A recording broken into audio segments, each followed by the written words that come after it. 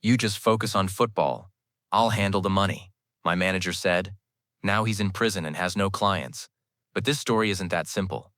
This is the story of how trust becomes a weapon, how patience brings the sweetest revenge, and how sometimes our closest friends become our greatest enemies. My name is Marco Santos. I'm 28 years old, and 3 years ago I was playing for one of Europe's biggest clubs. Today I'm going to tell you a very different story. It all started that Wednesday morning. I was driving home from training when my phone rang. It was my bank calling. "Mr. Santos, there's an urgent matter regarding your account. Could you come to our branch immediately?" My heart stopped for a moment. Urgent matter? What did that mean? I had just bought gas with my credit card. Everything seemed normal. When I arrived at the bank, the manager took me to his private office. He had a thick file in his hands. His face was serious.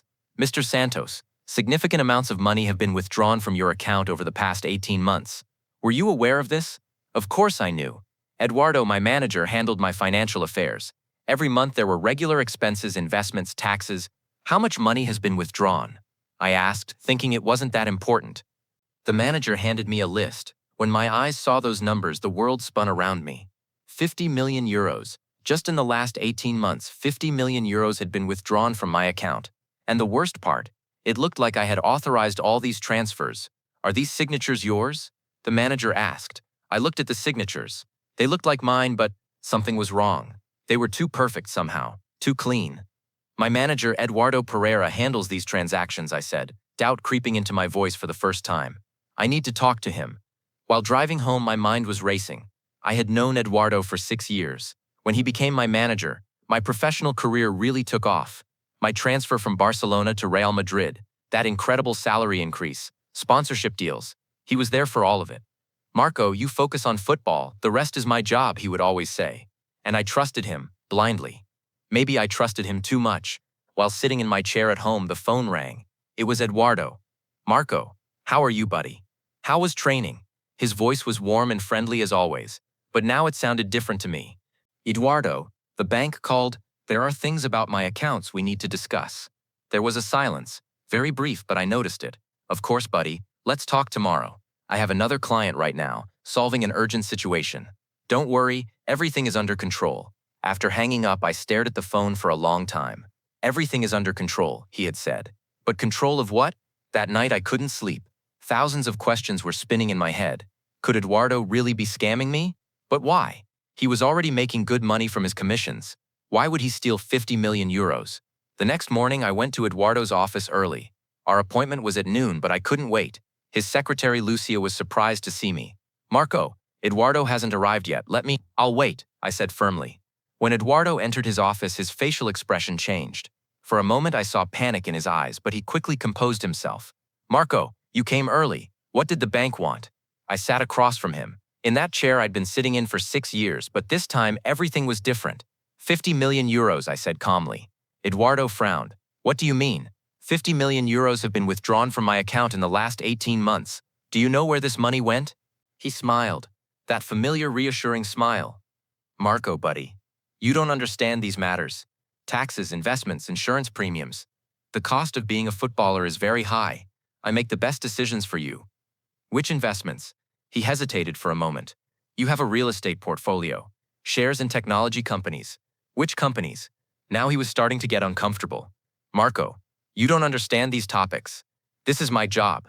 You just focus on football. I'll handle the money." Hasn't it always been this way? That's when I heard that sentence and understood. You just focus on football. I'll handle the money. For 6 years, whenever I asked about my financial situation, he would say this sentence, and I would trust him. "Eduardo, I want to see all the documents, all the investments, all the transactions." "Marco, why are you suddenly so suspicious?" We're friends, I said, standing up. "That's why I want all the documents within 48 hours. If everything is as you say, there won't be any problem." As I left the office, I can't forget the expression on Eduardo's face. Fear, panic, and guilt. The next 2 days were the longest 2 days. Eduardo kept calling, saying, "I'm preparing the documents," but they never came. On the third day, I hired private detective Alex Restrepo, Colombian, former police, specialist in financial crimes. If Eduardo was hiding something, Alex would find it. "Marco," Alex said, looking at this transaction history, "this is a very sophisticated operation, professional level. The person who did this has done this before." "What do you mean?" What I mean is you might not be Eduardo's first victim. That night what Alex said kept spinning in my head. Did Eduardo have other victims too? A week later, Alex called. Marco, we need to meet. And I think you should call your lawyer too. I went to Alex's office with my lawyer Carmen Rodriguez. There were files, photos, documents on the table. Marco, Alex said, Eduardo Pereira has scammed 6 different footballers in the last 8 years. You're just the latest. My blood ran cold. Who? Adrian Vega, former Valencia player, 15 million euros. Carlos Mendoza, former Sevilla goalkeeper, 8 million euros. Roberto Silva. He kept listing names I recognized, footballers whose careers suddenly ended, who had to go to smaller clubs because of financial problems, all in the same way. Yes, Eduardo convinces them to let him handle their financial affairs. Then he withdraws money with fake documents, transfers it to offshore accounts. He also does very complex transactions to lose the trail. Carmen was looking at the documents. Are these documents real? Real. And there's worse. Alex opened another file. Eduardo doesn't just steal money. He also takes commissions from footballers' sponsorship deals and transfer fees. In your transfer from Barcelona to Real Madrid, he took 10 million euros commission, when it should have been 2 million officially. My head was spinning. Eduardo hadn't just stolen my money. He had been stealing money from me throughout my career. So what do we do now? Carmen smiled, a cold smile. Now we're going to prepare a very big surprise for Eduardo. For the next 2 weeks we prepared our plan. We had to catch Eduardo red-handed. I didn't just want my money back, I wanted justice for the other victims too. Alex was tracking all of Eduardo's financial transactions. Carmen was preparing the legal process. And I was trying to act normal. I called Eduardo and said, I'm curious about my financial situation, let's meet. Of course, buddy, can you be at my office at 3 o'clock? Certainly. This time I was prepared. I had a hidden recording device on me. Carmen was waiting at a cafe near the office. Alex was outside the building too.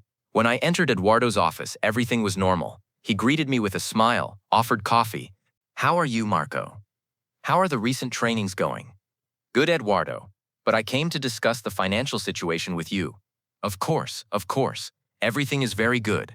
Your investments are profitable. Your portfolio is growing. Which investments, Eduardo? Which portfolio? This time I was asking directly. I could see the panic in his eyes. Marco, these topics are very technical. You wouldn't understand. I'm trying to understand. 50 million euros is not little money. Marco, he said, standing up. We're friends. I'm a man who has always wanted the best for you. Then where are the documents? Silence. A long silence. Marco, the documents are with the accountant right now. I'll bring them next week. Eduardo, I said calmly, right now I'm giving you a chance. Tell the truth. He sat down again. He covered his face with his hands. Marco, things are complicated. What do you mean complicated? Some investments went bad. Some money is temporarily elsewhere. Where, Eduardo? I'm trying to bring it back. I just need some time. There it was. He had confessed. But it wasn't enough yet. Eduardo, did you steal my money? He raised his head. There were tears in his eyes. Marco, I'm your friend. I would never want to scam you. Just the other footballers. Adrian, Carlos, Roberto. His face went white as chalk. How do you know about them? Eduardo, how many footballers have you scammed? He was crying now. Marco, there it was. The truth had come out. Eduardo was a gambling addict and he was playing with our money. How much of my money is left, Eduardo? Marco, I'll bring it back. I promise. How much? Nothing. When I heard those 2 words, the world spun around me. 50 million euros. Nothing was left. But I was prepared. I knew this conversation would happen. Eduardo, I said, standing up, the police are already on their way. What? We've been tracking you for the last 3 weeks. All your crimes are documented. The other footballers have also filed complaints. The door knocked. A police team entered. Eduardo Pereira, you're under arrest. As they handcuffed Eduardo, he looked at me. Marco, we were friends. Friendship is based on trust, Eduardo. You destroyed that trust. As the police took Eduardo away, our 6-year relationship was ending. But this was also a new beginning. The following months were very difficult. The money Eduardo stole wouldn't come back. But what mattered was that justice was served. In the trial, it was revealed that Eduardo had stolen a total of 120 million euros from 6 footballers. Gambling debts, luxury lifestyle, fake investments, everything came to light. Eduardo got 8 years in prison. He can't find clients anymore. No one trusts him. And me, I found a new manager. This time I control everything. I read every document. I track every transaction. I will never again trust anyone who says you just focus on football, I'll handle the money. Because I learned that the greatest power is keeping control in your hands, control of your money, your career, your life. Eduardo is now in prison, and I'm on the field playing football while keeping control of my money in my hands. Sometimes the sweetest revenge is simply revealing the truth.